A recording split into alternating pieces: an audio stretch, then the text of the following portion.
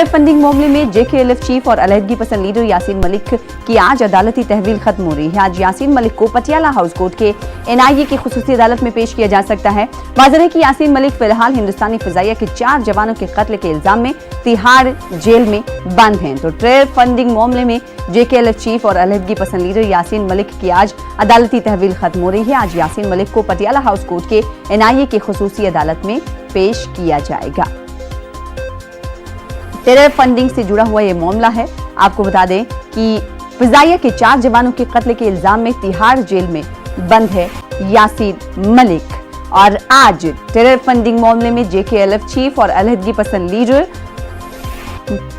यासीन मलिक की अदालती तहवील भी खत्म हो रही है। आज यासीन मलिक को पटियाला हाउस कोर्ट के एनआईए की खुसूसी अदालत में पेश किया जा सकता है।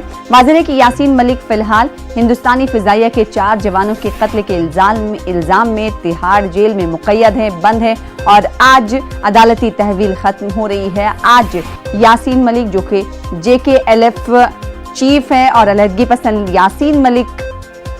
पसंद लीडर है यासीन मलिक, जिसकी अदालती तहवील खत्म हो रही है। इस हवाले से मजीद तफसीलात हासिल करेंगे। हमारे साथ हमारे नुमाइंदे सुशील पांडे जुड़ रहे हैं। सुशील, आज कितने बजे तक अदालत में पेश किया जाएगा यासीन मलिक को और कितनी अहम आज की पेशी मानी जा रही है?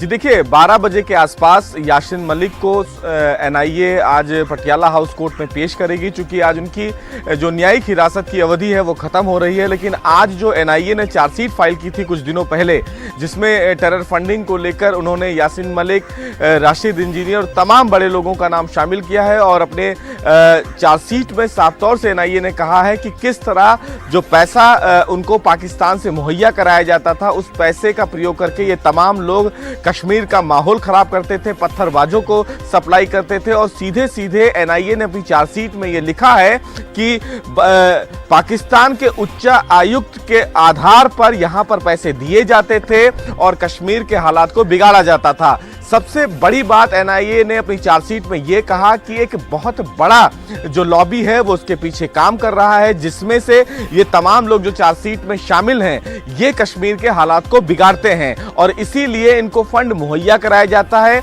इस फंड का ट्रेल क्या है उसको पता लगाना है, लिहाजा ये चार्जशीट काफी अहम है।